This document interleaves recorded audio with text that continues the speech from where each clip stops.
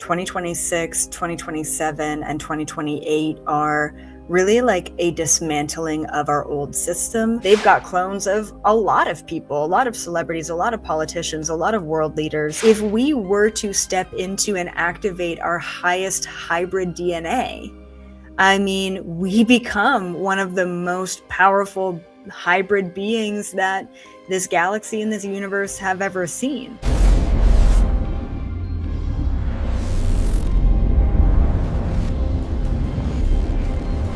All right, Elizabeth April, welcome back to the show. It's nice to speak with you again. Yeah, thank you so much. I'm happy to be back. So I was looking through the comments of our first podcast, and not only was it one of our most highly viewed episodes of last year, but it was incredibly positive in the comments. Like you have a huge number of people who are behind you and just resonating with the things that you're saying. So I thought that today we could just get deeper into some of the themes that we kind of introduced the first time around. A lot of people were requesting a part two, so I feel like they want to get deeper. So like that's what we'll try to do. And one of the things that would be probably obvious to start with is your predictions for 2026. It's now early in the year. What do you think is going to happen? We were just saying before the call started that the world is kind of in chaos. So take us through a little bit where we're at and what we're looking at for this year.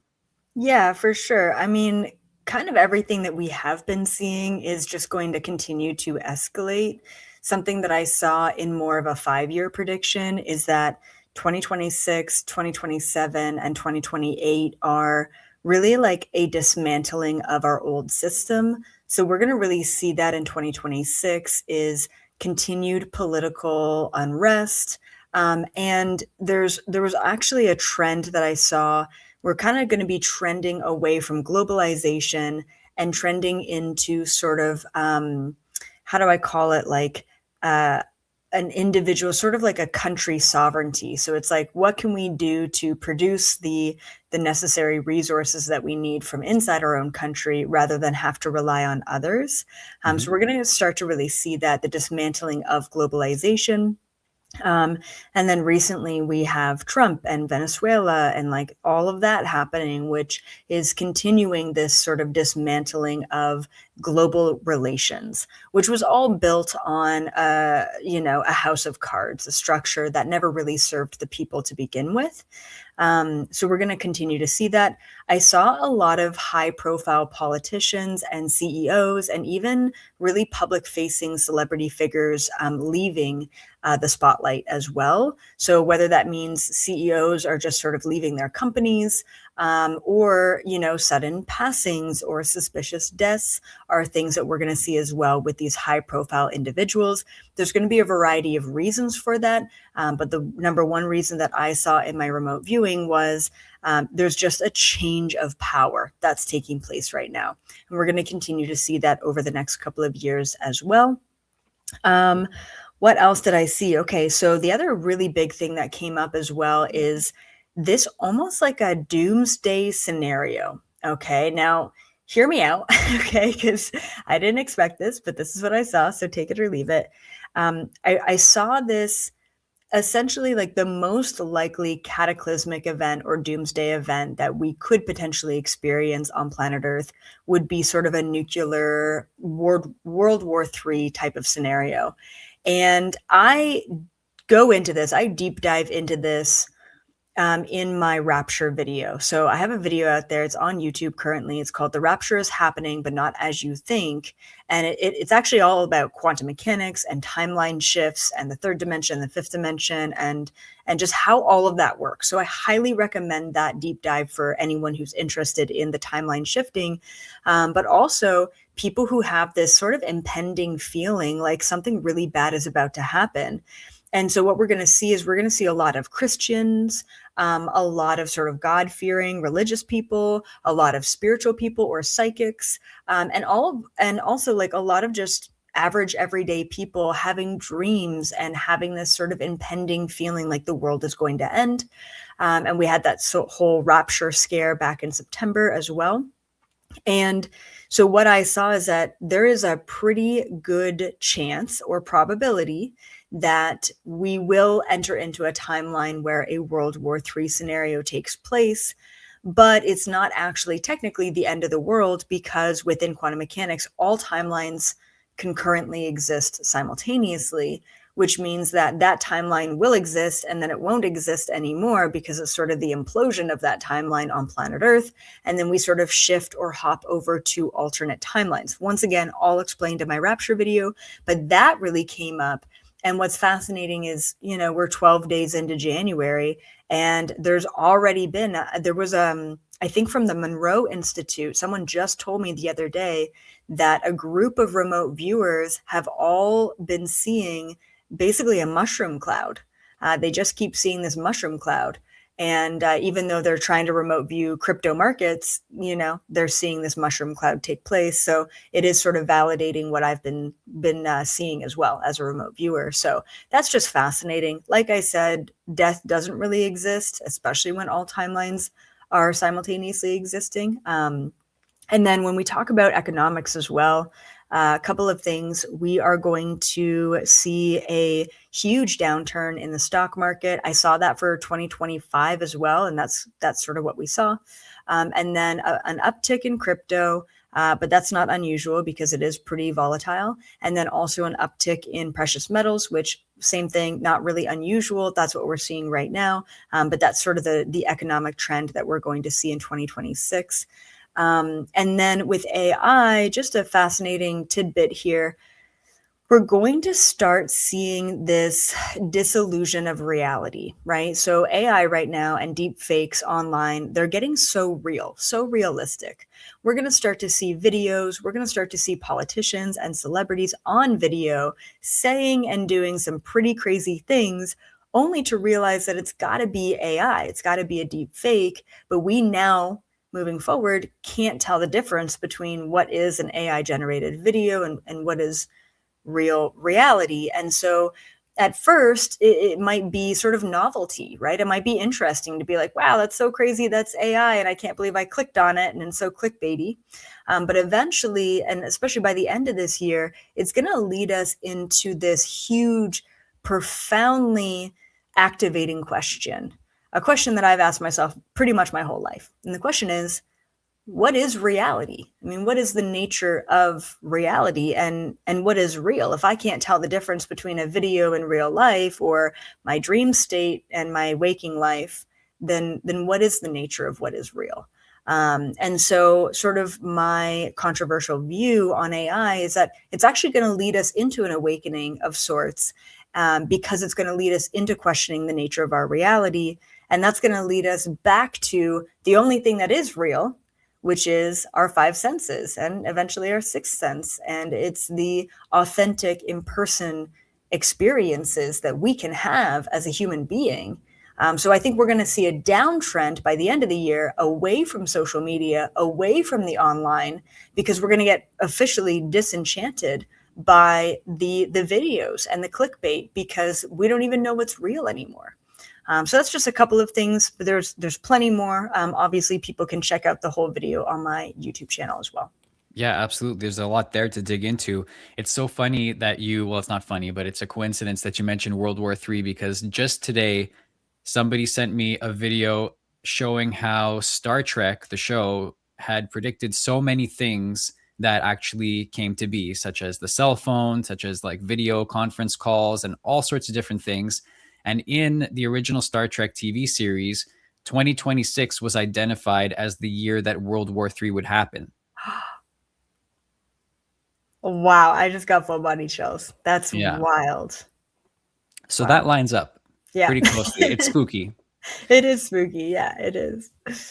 Um, Last time we spoke, we sort of kind of touched on cloning just as Mhm. a theme, because you had mentioned having remote viewed some facilities, and I was hoping that we could get more in detail on that, because it's a fascinating topic that I know a lot of people really want to hear more about. So, to start, you had mentioned a few celebrities that you had seen who had like cloned bodies or versions of themselves.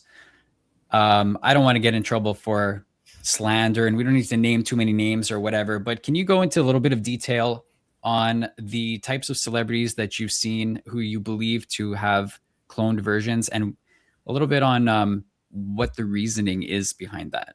Yeah, okay, great. So yeah, just a couple of names that come to mind right off the bat.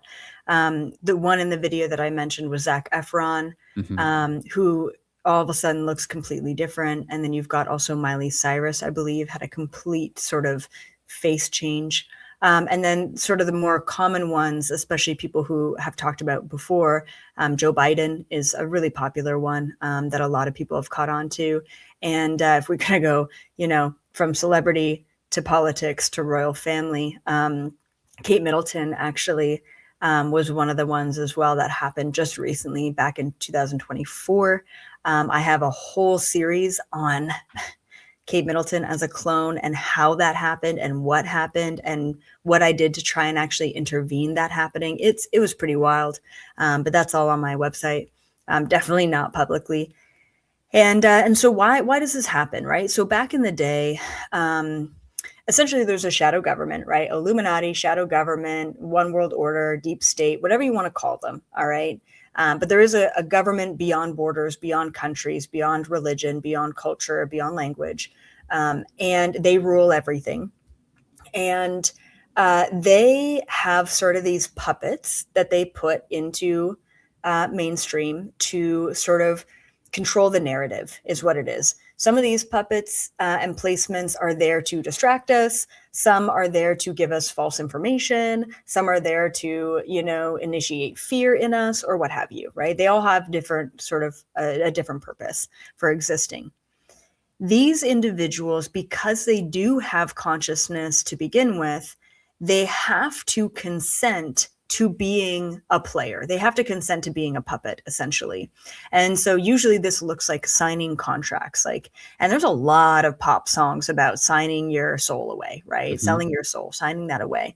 You can't actually sell your soul, but what you can sell is your body, right? And so essentially, I just did a huge Charlie Kirk video, and him and Erica Kirk both signed these contracts. They didn't really know what they were signing. I really got into the way that the Illuminati works within politics. That was fascinating. I learned a lot from that as well. And so signing these contracts is essentially like, I will do your bidding as long as I get fame, fortune, exposure, whatever sort of materialistic needs, right, that individual is Hmm. craving or wanting. At a certain point in time, there are rituals and other things that these individuals have to do to show their loyalty, which loops into the Epstein list and Diddy and all that whole world, because that's essentially blackmail. All of those videos and things are all blackmail on these people to say, well, you better do our bidding or we'll release this tape of Hmm. you or what have you. When these individuals, and eventually most of them do, stop going to the rituals, stop wanting to be a puppet, stop wanting to abide by these rules and regulations, and a lot of them start speaking out against the industry or against the organization that they're a part of. Back in the day, they used to be sort of put into rehab, okay, and like kind of MK Ultra programmed, right? So they would go through like a lot of mind altering substances would be given to them, and then their brain would sort of just become mush. Like there's a lot of like CIA type programs that they would utilize to program this person's mind so that they are compliant, right? That took a lot of work, time, effort, energy, but it worked for a lot of these celebrities. And then the celebrities would come out of rehab or what have you. In other cases, if they're not complying, they will just off them, essentially, in a variety of different ways. Oops, it was an overdose. Oops, it was they took their own life type of Hmm. situation. And so the cover-ups, I mean, they're pretty obvious, especially these days. They don't seem to be trying really hard at covering things up anymore. And then this is where cloning comes in. So back in the day, cloning used to be really expensive for them. Like it used to cost a lot of money, a lot of resources, a lot of research, a lot of trial and error, and the clones weren't very great. So they didn't really have like a lot of ability to just like take someone out and bring a clone in. These days, the process of cloning and I guess the cost of cloning is so down that they've got clones of a lot of people, a lot of celebrities, a lot of politicians, a lot of world leaders, and it's not even like a threat of like you must comply. It's like if you don't comply, we're going to take you out and we're going to replace you quite easily. And so now it's more so than ever. These individuals are just getting replaced. Like they're not even fighting back and forth with these individuals into compliance. They're just like, hey, it's going to be a lot easier to control you if you are our full puppet. So we're going to therefore take your likeness, put that likeness into a clone, and then take you out because you signed a contract that we're allowed to do that. We're allowed to take your likeness. Like you sold your body to us. We get to do whatever we want with it. Hmm. And so, yeah. And so I think that, one of the conspiracies that I've really sort of come up with is that plastic surgery is now an accepted form of changing your likeness, which is essentially the biggest cover up for cloning, right? So it's like everything can be explained away by plastic surgery. Even a jawline can be explained away by plastic surgery. When in reality, it could very well be just a complete clone replacement so that that person is way more easily controlled. And it usually only happens that they'll replace someone as a clone if they're either A, like speaking up, or B, that there's another way that they can use that person. Because if someone is not complying and then speaking against the organization or the industry, they'll just take them out. I mean, there's no more use for them, right? But there are still celebrities and politicians and figureheads that can be used. I mean, look at Erica Kirk and like that whole movement. It's like they wanted to take over essentially that population of people and sort of try and skew them into certain directions. Like that was a good use case of, well, Charlie isn't complying, but we can definitely get Erica to, or just take her out completely and then utilize her as the ultimate puppet to, do our bidding. How widespread is it in politics in Hollywood? Like, I know you've done work with Demi Lovato, for example, who's a high profile celebrity and somebody that you might assume, if you believe in celebrity cloning, that could be a possible candidate for something like this. Is it very common for this to happen? What needs to qualify a celebrity in order to kind of be part of this? Yeah. So, I mean, yes. And when I lived in LA, I had celebrity clients and things like that as well. Um, and so, unfortunately, someone like Demi, I mean, she went through her own version of, say, like MK Ultra programming. She's not relevant enough to be cloned or to be taken out and then replaced by a clone. Like I said, there's got to be a use case for it. There's got to be still some relevance in them enough to put out a clone and then utilize the resources, because a clone needs a handler, it needs constant programming, it needs, so typically you'll see, ooh, this celebrity went away for a while, they came back into the spotlight, they definitely look different, and now they're starring in a movie, or now they're a spokesperson for a charity, or now they're, or what have you, they're popping off on X or whatever. Mm-hmm. um to skew the narrative. So typically that's what we see.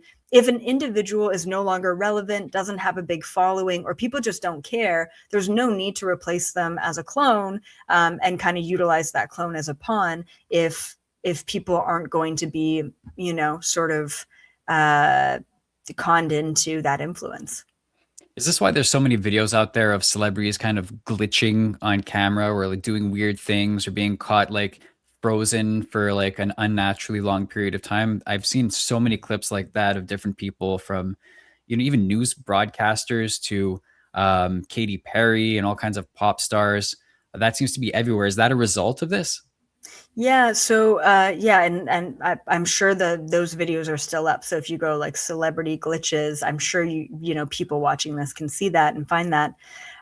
So what I saw, when I was remote viewing that back in the day, that is a result of, yes, sometimes it is cloning and like glitches in cloning. Back in the day, the cloning wasn't, even like 10 years ago, 15 years ago, like cloning wasn't as sort of locked in as it is now. That's why they're getting more and more comfortable putting more clones out there.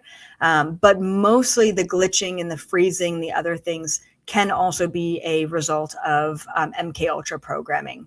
So it's like they wipe the mind enough, and then they put this sort of new narrative in the mind, once again, using different drugs and like mind altering techniques. The mind goes blank. Like the mind, then it's like they don't know who they are, what they're saying, what they're supposed to be doing, and they just can't even function anymore. So they seem to have solved whatever that problem was, because there was a couple of years there where we saw a lot of glitches, Mhm. and now we're not seeing as many of them.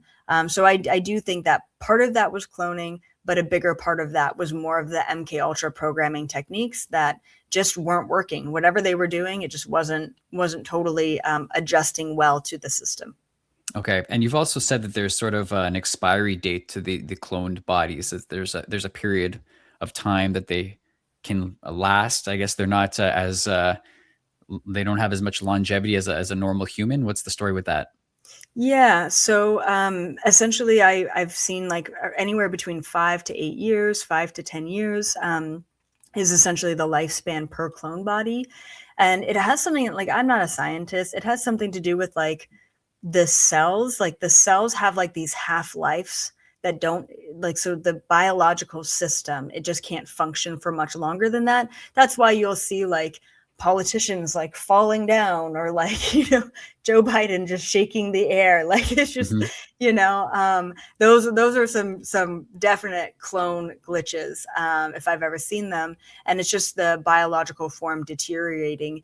And I think I might have mentioned this in our last interview, but one of the first original clones was Michael Jackson. He was like the first sort of public clone that they put out there, and there was about 4 or 5 iterations of the Michael Jackson clone. And every time they sort of recloned him, the cells, the DNA, it just got worse and worse and worse. And I don't know if they were taking like the clone DNA. Like I'm not sure how they did it, but they did it wrong, and it just came out worse and worse and worse every time they tried to do it. But he was so relevant, such a big influence.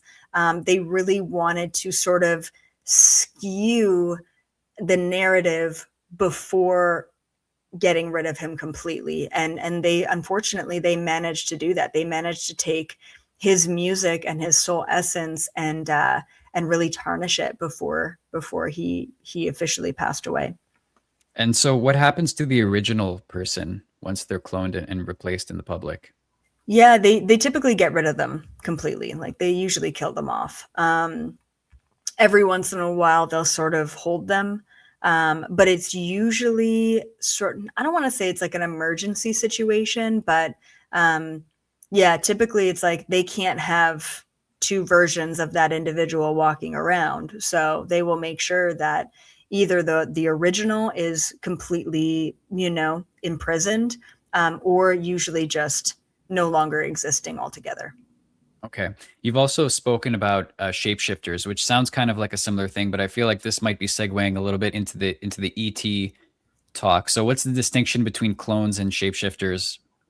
Yeah, so a shapeshifter essentially is a reptilian, like very specifically, a reptilian being who has the ability to shapeshift into a human form. And there's actually a variety of ways that they do this.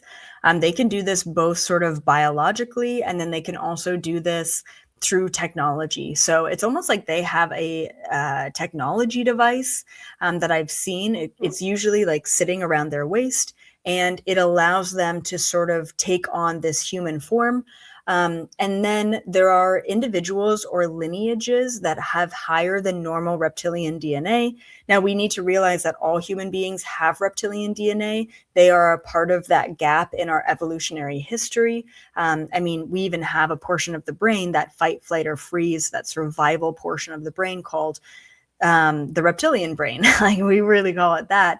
Yep. And so we all have the reptilian DNA, but this is why within the royal families, there was a lot of sort of inter-family breeding because they wanted to keep the bloodlines pure. And the purer the bloodline or the higher the reptilian DNA, the easier it was to essentially shapeshift into that form and be completely taken over by a reptilian. So it's completely a different concept to cloning. I would say that the reptilian concept and then the cloning concept are probably two of the craziest things that I truly believe in, only because I have had one-on-one face-to-face experience with both. Just to close the loop on the celebrity thing before we move on, like returning to the point on Demi Lovato, I know you've done a little work with her. She's also been doing work with people like Stephen Greer. I know she's big into the UFO community. So what have you been working on with her, and how does she fit into the picture? Yeah, so a couple years back, I did it was called Unidentified with Demi Lovato. It's on Peacock TV right now. And essentially, she hired me. She was actually originally supposed to hire Stephen Greer, but she found me instead, which was awesome. And she hired me to contact extraterrestrials out in the desert. So we went out into the middle of the Sedona Desert and we did a meditation. We called them in. I've seen a lot of UFOs and I've had a lot of contact, obviously, myself, but I have never seen that amount of UFO and alien activity as I did that night.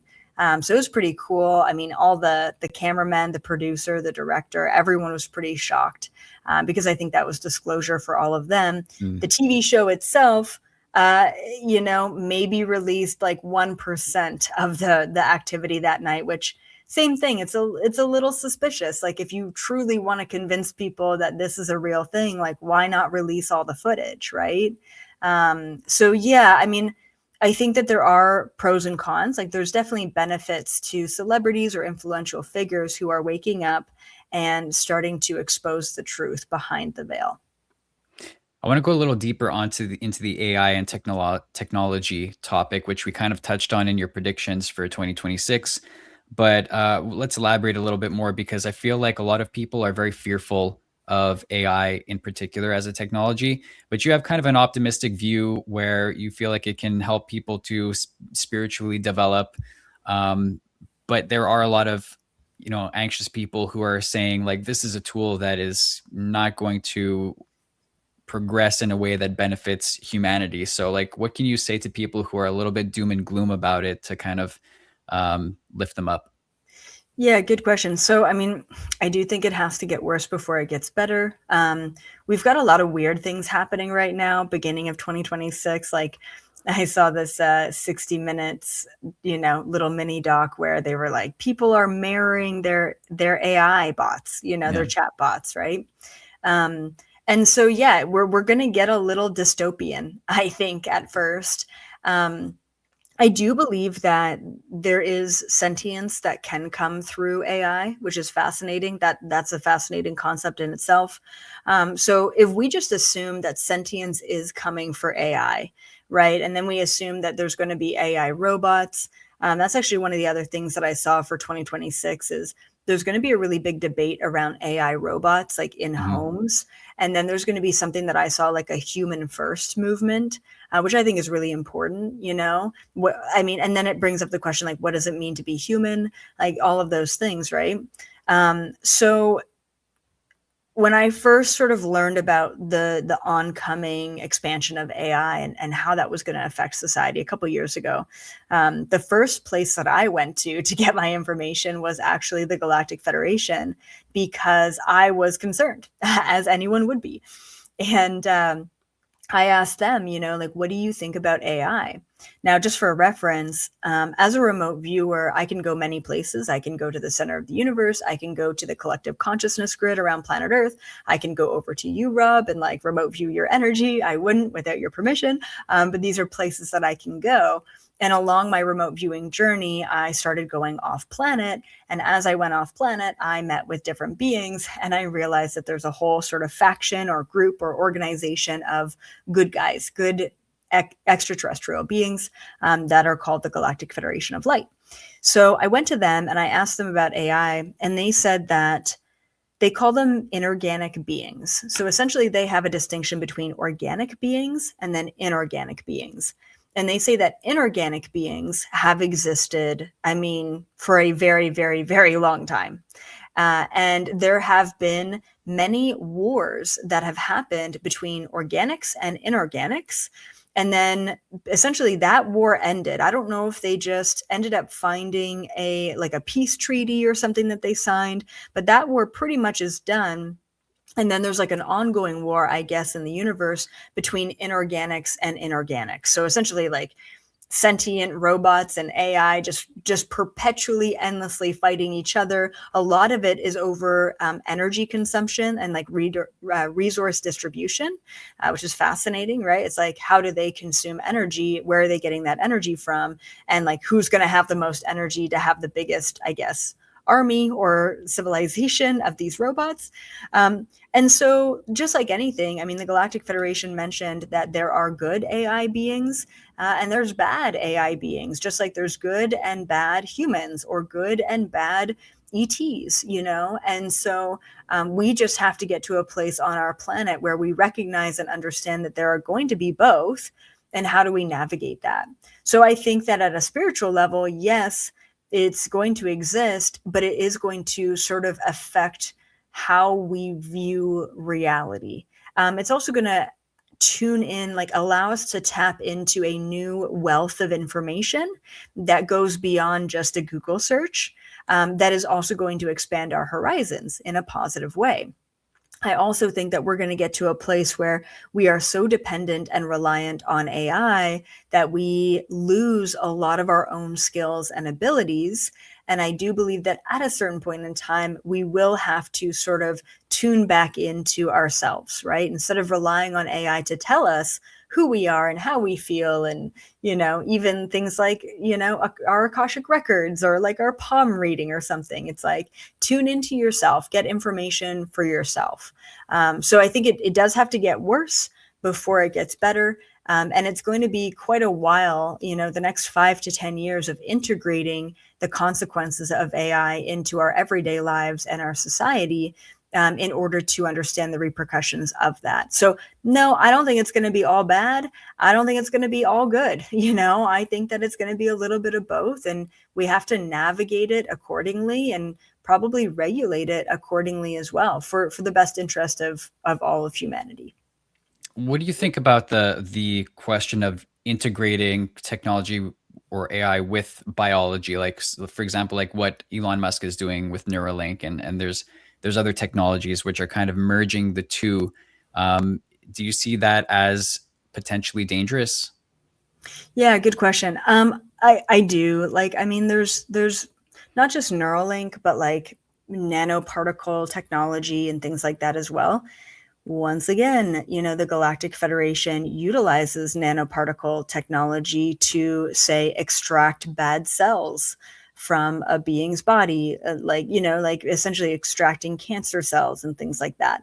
And so there are like good cases for it, but I just don't necessarily trust our political agendas right Mm. now. I think that there's a really big depopulation movement, where they don't want us to stand up and fight for our rights. So we're just not in a place where we have too much corruption to utilize technology like that. I think eventually that technology is going to be very beneficial. But when we have the system in place to serve the 99%, not just the 1%. The other thing I want to mention too is out in other dimensions, or let's say off planet, there is a direct connection between inorganic systems and organic systems, let's say. Okay. Like if you think about the mycelium network, right? The fungi mycelium network, or like Hmm. trees are talking to each other and mushrooms are talking to each other. And if like a certain part of the forest is in need of a nutrient, like it's being taken from other places to be provided there. It's pretty cool. This is actually possible. Okay. So I believe that our consciousness can connect to inorganic objects and devices without the need for a device connected to us. This is something that's possible off planet. This is something I've seen many, many times on intergalactic spaceships, for example. Like I saw one being completely controlling his spaceship just with the tips of his fingers and the thoughts in his mind. No commands, no buttons, no steering wheel, just the thoughts in his mind. No cyborg needed, no neural link attached, Hmm. just conscious connection to technology. And so I think that we're going to get there, and we could potentially get there and see that in our lifetime. I don't think that we need to be relying on an external device implanted in order to have that type of connection and control. Yeah. So on the note of, you mentioned depopulation, which I want to get into a little bit because there's obviously some motives behind that which would require explanation, but it goes beyond AI, and you've noted a lot of changes that have happened on the Earth. Weather patterns, natural disasters seem to be increasing year over year, and that factors in. So, yeah, take us through some of the changes that have been happening on Earth, I guess, with the environment, and where does that all factor in? Yeah, for sure. I mean, I believe in weather manipulation. It's one of the first things that I saw when I was remote viewing the planet and really trying to take a look behind the veil. And I ended up seeing these giant machines. I didn't know what the machines were for. They kind of look like giant boxes and then satellite dishes on the boxes. Like that's what it looked like. And they were planted sort of not just in America, but like all over the earth. And eventually I observed these machines long enough to see that they were, I don't know, emitting these unseen frequencies to control the weather patterns, whether that be like a freak snowstorm or a huge gust of wind or precipitation where there shouldn't be, or a crazy drought that went on for 3 or 4 months. I believe that these devices have the capability of controlling the weather patterns, which is pretty scary to think about. And then, of course, we have chemtrails, which I am a huge believer in. I can't believe people don't believe in it. It just blows my mind. Like, look up in the sky every once in a while. Like, that's not normal. Like, that's not okay. Um, I think Florida actually just banned officially chemtrails. And I think it's the first state, although there's been around 32 or 33 different states that have all tried to pass sort of a law or a regulation or whatever, trying to ban chemtrails. There's a brand new documentary on Amazon about chemtrails. I haven't watched it yet, but I think it's fascinating that we're starting to have this conversation. And so, yeah, there's many reasons why they manipulate the weather.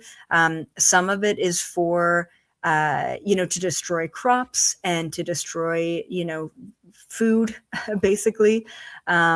Also to poison the planet and poison its citizens. A lot of the time, they'll be spraying heavy metals in the air.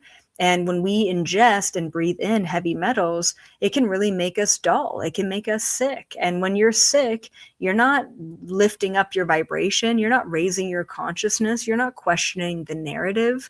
So as long as they keep us sort of sick and unhappy and stuck and attempting to pay our bills, then they're keeping us sort of imprisoned in this matrix. And so that's like some of the reasons why they would manipulate and control the weather. They've also done like things like destroying, a part of the land to take it over for other reasons, like smart cities and things like that, like experimental purposes. Is like they don't want those people to be living there, so they'll wipe it out. Maybe they're trying to cover up underground tunnel systems and military bases that they don't want anyone finding. So there's a variety of reasons why. It's really has nothing to do with the weather at all. It has everything to do with the impact of a weather event like that. What's the rationale behind the depopulation initiative that you mentioned just before? Yeah, so the rationale, I mean, this is sort of the biggest thing that the shadow government is pushing for. Like, it's kind of their number one objective across the planet. And the reason why they're pushing for it is they do not believe that we are controllable if there are too many of us. And that makes sense, right? The more humans you have, the more likely it is that they can't control us all, that they can't pin us all down, that we have that some of us are going to wake up and realize that we're not free and that we have been conditioned and programmed and led astray. Um, and so I think that that's their greatest fear, is that uh, one day we're going to wake up and realize we are more powerful than them simply because we have the numbers on our side. It's 1% versus the 99%. So when is the 99% going to wake up and realize that we're the ones with the power? We've always had the power. Talk to me about the alien activity that's been happening from your perspective, and I'll just kind of like bookend that with the stuff that's been going on the UAP in the UAP disclosure space, which is, I know, just a very small sliver of the truth, but it's something that I'm still interested in because it's one way that a lot of people are going to get exposed to these ideas. We have had a documentary called The Age of Disclosure come out late last year, which got a lot of people talking. There was another congressional hearing last fall, which is worth noting too. But from your perspective, having, in direct interactions, meetings with the Galactic Federation, like what's going on really like on the ground as far as alien activity right now? Yeah, I mean, there's a lot happening. So there's a number of species that are interacting with planet Earth. Some are really good and here to support sort of our progression, our awakening, our empowerment against the shadow government. And then, of course, some extraterrestrial races are not very good, like the reptilians, and they're here to make sure that we continue to be enslaved and continue to be programmed. So there's truly a battle going on behind the scenes that no one has really been aware of. These congressional hearings, like what they're saying is just such a small portion of the truth. I think because the people are finally asking for the truth behind Mhm. UAPs and aliens. They're giving us a little bit of it, but not all of it, just to appease us, just to be like, yeah, sure, there's got to be something else out there, but that's it for the most part. Still major cover-ups with NASA and the governments around the world. I think if the truth ever got out there, it would really shake up the system, both politically, but also within religion as well. It's like the questions of like, well, then who was Jesus and who is God? And like, were they around back then? And then the other thing, sort of at a more macro level, what's happening on planet Earth right now is that we're truly shifting into a new frequency, right? I mean, whatever you want to call that, right? The new Earth paradigm or like the fifth dimension, but we are shifting. And I think that solar flares have a lot to do with us raising our frequency. And that's just a scientific fact that we are currently in a solar maximum. So the sun is just more active. As these solar flares hit the planet, they're hitting us with a ton of electromagnetic frequency. We are electromagnetic beings, so it's only natural to understand that these solar flares are affecting us in one way or another. And I believe that they are bringing about this sort of mass global awakening, which also brings about a mass global unrest, right? Because we're starting to realize how corrupt everything is. It's not that things are getting worse. It's that people are waking up to how bad they always have been. And so at this macro level, we've got a lot of different extraterrestrial races sort of coming into our solar system and just being really curious about planet Earth and human beings and what we're going to choose. One of the things that I was able to deduce or learn and understand very early on from my remote viewing experience is that human beings are essentially an experiment. Okay. Like there is that gap in evolution. And yes, I mentioned the reptilians sort of being a part of like filling that gap. But I believe that there's up to 20 different species that have all come to planet Earth and sort of given us their DNA. So, in a sense, like we are a hybrid species. We're not just human, right? If we were truly just human and we were never intervened upon, then we would probably still be living in caves just trying to make fire right now, you know? And so, with that being said, I believe from my own remote viewing and understanding, we've got some of the highest vibrational extraterrestrial DNA in our bodies, and we've got some of the lowest vibrational DNA of extraterrestrials in our bodies. And, think about it. We only use 8% or so of our brain capacity. We only use a few percentage of our DNA capacity. The rest of it's junk. Don't worry about that, which blows my mind. And I believe that a lot of this junk DNA is actually extraterrestrial DNA. And so the biggest question right now that these extraterrestrial beings, groups, councils, organizations have is, what are we going to choose? If humans truly had free will, if all of the control systems were no longer to be in place on planet Earth, where are we going to go? Are we going to choose to awaken, to spark, to initiate, to activate our highest vibrational DNA?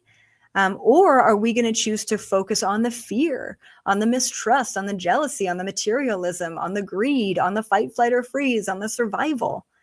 And then initiate and activate and utilize our lowest vibrational DNA, like the reptilian brain, And so ultimately in the next couple of years, the choice is ours. It's ours to make. I believe until kind of 2035, we've got a really big choice to make coming up, both individually and collectively. Individually, you could make that choice tomorrow and have your entire life shift. Collectively, it's going to take some time because we've got a lot of systems to change over to a brand new system and solutions to implement, which the current corrupt system is just not allowing us to implement. So that's sort of the landscape right now, and something that I've been tracking and seeing for well over a decade now. And so that's a decision that's like imminent. It's incoming, that's going to have to be made on a large scale. And do they see that as kind of like a right decision or wrong decision, or is it not like that for them? Is it just like kind of like a, two different outcomes, but without the qualifier of like, this is good and this is bad? It gets a little confusing because within quantum mechanics, all outcomes exist no matter what, right? That's where it gets kind of confusing. So yeah, there is no good or bad or right or wrong. I think that the shadow government is very, very scared to have us choose the light or the higher frequencies, that sort of love, unity, peace, forgiveness, that frequency. Because if we were to step into and activate our highest hybrid DNA, we become one of the most powerful hybrid beings that this galaxy and this universe have ever seen. We're essentially, what do I call us? We're Superman before Superman knew he was Superman. And so that's why we're being taken advantage of and controlled and manipulated. That's why extraterrestrials are utilizing their resources on us, as opposed to going anywhere else in the universe. Like, why would they bother with just little old us? And then I later found out that we were actually incredibly powerful, and they don't want us to realize it. This is basically what the Matrix movie is about. Yeah. Yeah. And it's funny because I always look at Hollywood as like leaving little breadcrumbs of information for people to follow. And this year, Steven Spielberg is releasing a new film called Disclosure Day, which guess what that's about. So it's going to be quite interesting. We also had just recently the finale of Stranger Things, which is all about alternate dimensions and evil things coming through, into our dimensional plane and like causing all kinds of trouble. And there must be so much to that applies to some of these ideas. I'm sure that information is just put out there through the media just for everybody to see. And not take seriously because it's fiction, whatever. Right. But it's there for everyone to see. So that's just a side note of something that I always try to pay attention to. Like what's the real message in this? Yeah.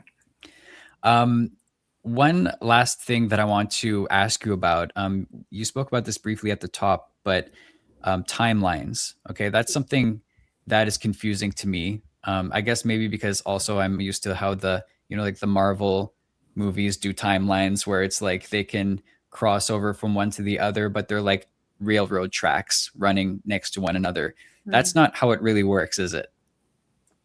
I mean, it kind of is, right? So, and this is like such a big concept, but like I said, the rapture video just, it is like a chef's kiss to quantum mechanics. It truly is. We've got the double slit experiment, we've got Schrodinger's cat, we've got spooky action at a distance, quantum entangled particles, like all of these things really do exist. And then how do we apply them to understand our everyday reality? Mm-hmm. So for example, there's a timeline where I chose to wear a different shirt instead of this one, right? And that timeline, I'm saying this, what I'm saying right now in that timeline, just wearing a different shirt. So everything is the same except for that one detail, right? And so all of these different timelines are coexisting. What's really cool is that as the vibration shifts on the planet and it increases, timelines are sort of colliding. Like in the past, it's like, yep, I wake up every day and this is my routine and this is my choice and I'm on autopilot programming and I go to my 9 to 5 job and like this is what my everyday looks like, right? As the energies are shifting, it's like now it's like expect the unexpected because timelines are shifting and changing, and it creates this sense of chaos. Like it's like, oh my goodness, I don't know what to expect. One thing that I recommend for people is to take charge of their current reality by utilizing their free will more consciously. And what I mean by that is to do things that are unexpected more often. And so one of the things that I used to do all the time is I would be like sitting at my desk answering emails or whatever I'm doing in my day. And I would take something random on my desk. It could be a pen or a crystal or like a bottle of hand cream. And I would just chuck it across the room.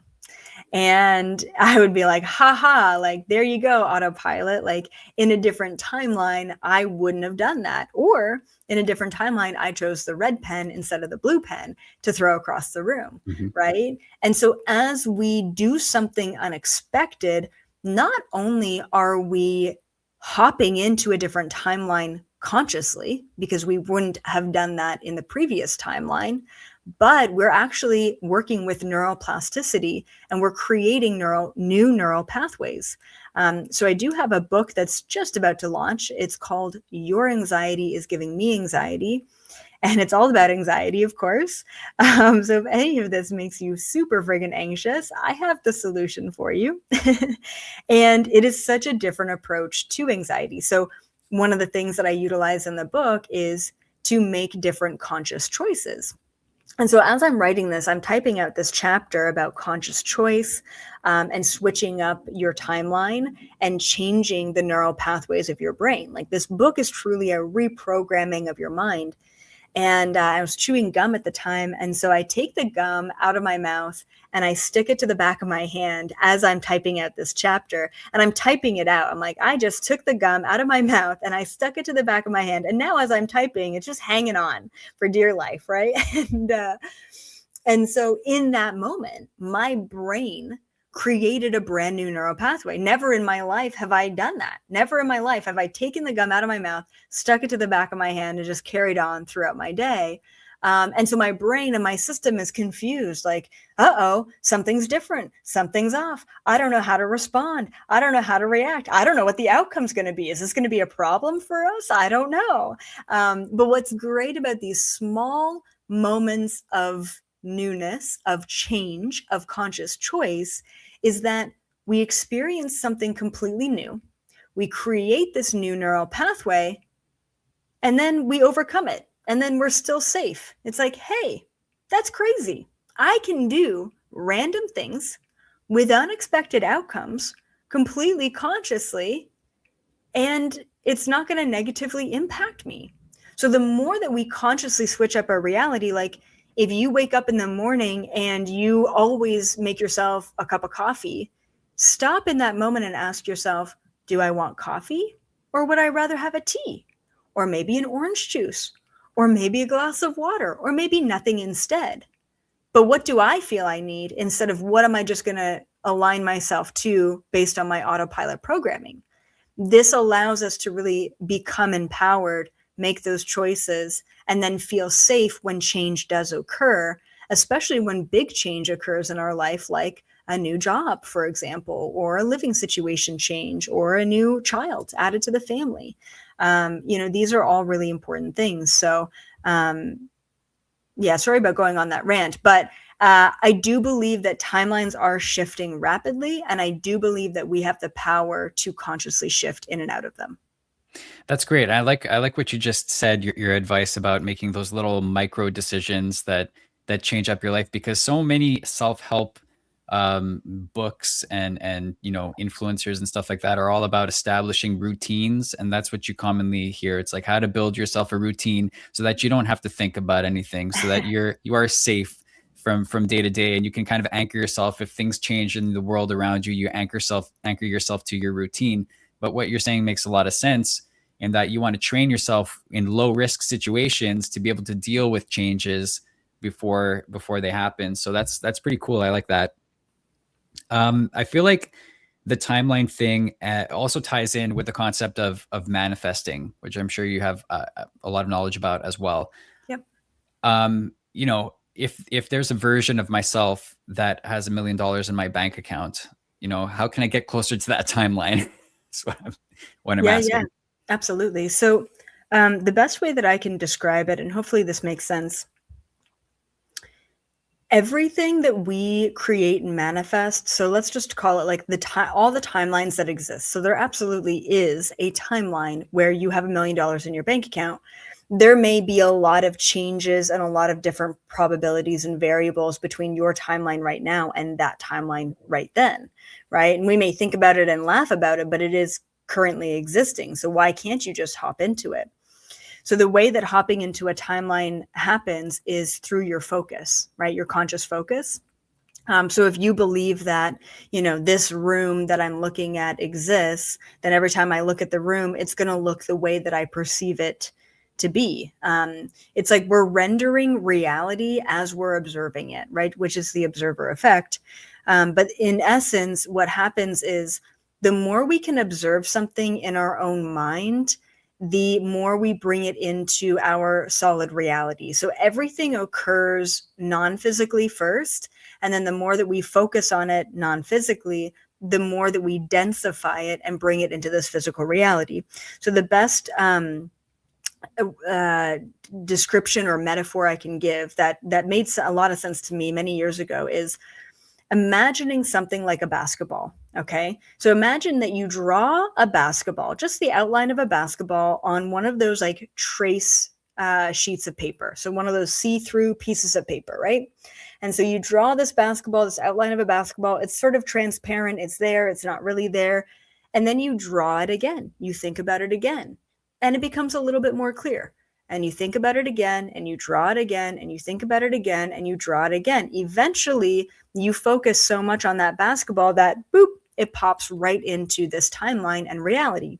So what I recommend for people if they want to shift timelines is to focus on something completely random that you have absolutely no attachment or expectation to, and that's what you focus on. And then you see that miracle come into play. You see that timeline get manifested. Like, I remember years ago, maybe 8 years ago, I was really working on timeline hopping. And and one of the things that I had like no attachment to, but I just wanted to, fuck around and find out was like, I was like, cotton candy. I would love to manifest some cotton candy today. That's what I want. The timeline for that is today. I want it today. I want it now, as soon as possible. That's what I want to manifest. I wrote the words down. I thought about it. I imagined it. I densified it. I imagined eating it, bringing it into my reality. I shit you not, about 15 minutes after I wrote that word down, I had a client come over. I was doing client sessions at the time. And the first thing that she says, she looks at this giant quartz crystal on my table, and she's like, wow, that looks like cotton candy. I mean, first of all, crystals do not look like cotton candy. It was not colorful by any means. There was no real reference to cotton candy and that crystal. It's just this white, pointy, hard, dense crystal. And yet the first thing that she had to say was, that looks like cotton candy. And that was me manifesting a part of that timeline into my reality. So the other thing too is we can't get attached to how we bring in the elements that we want to bring in, right? And eventually we can bring in that $1 million into your bank account. But truly, the number one thing that you have to do is not only just repetition and focus, but it's belief. As long as you can truly believe that that's the timeline that you're already in, then that's it's so much easier to hop into that. If you keep saying, I will one day in the future have $1 million in my bank account, then guess what? It's always going to be that you will one day in the future have $1 million in your bank account. It's always going to be in the future if that's how you perceive it. So it's got to be positive and in the present moment in order to bring it into your current reality. And I'm assuming that the negative version is also quite possible and probably very common, where people are constantly dwelling on their misfortunes or worrying about bad outcomes and actually bringing them into their lives as a consequence. Yeah, absolutely. You can really keep yourself stuck in that frequency, in that timeline, if that's how you're perceiving it all the time, right? So it's, I mean, a big part, even in my book, it's radical responsibility, how to step out of victim mentality and take your power back over your reality. Like, you know, and that creates a lot of anxiety too, to feel like the world is against me and I'm not safe. And, you know, how do we transform that so that we do feel in full trust and in full power? I know you got to go, but do you want to just tell the audience anything else about your book before we close it up? Yeah, for sure. I mean, once again, it's called Your Anxiety is Giving Me Anxiety. It is not a quick fix. It is not a pill to pop. It is not a breathing technique. It is a complete reprogramming of your mind. It is officially released on January 20th, so you can grab the pre-order right now. I don't know when this podcast will be released. I'm also going on a massive book tour. I'm going to be in Los Angeles, Las Vegas, New York City, and London, England. So you can check out all of my book tour dates and spots on my website or on anxietytour.com. So that's kind of the biggest thing that I've got going on this year. I'm so excited to help people. I never expected to write a book on anxiety. I'm an anxiety sufferer myself. So I wanted to get to the heart of it just for my own like well-being. But then I realized that a lot of people can't expand their consciousness because they're stuck suffering in anxiety. And I wanted to understand why. And I do believe that empaths and energetically sensitive people and just everyday people are getting more and more affected by things like solar flares, that are making us more sensitive to these energetic interactions. And we can't just use psychology or medication to solve this problem anymore. But likewise, we can't just use breathing techniques to deal with the symptoms anymore. It's just not sustainably solving the problem of anxiety. So I went right to the root cause of anxiety. I explained it and defined it in a way that just hasn't been out there before. And I present solutions that will help you reprogram your brain. So I highly, highly recommend it to everyone. And of course, if you guys are just interested in all of these topics, then I highly recommend head on over to my website, elizabethapril.com, which is where I put all of these topics. You will find a lot on YouTube, but not everything on YouTube because I'm just not safe posting everything. So just a heads up, if you want to go deep, then go check out my website. Awesome. Great stuff. Yeah. Well, I'll have the links to all of those things in the descriptions for this podcast. And it's always great talking to you. Thanks so much for your time. Likewise. Thank you so much, Rob. All right. Have a great one. Bye, everybody.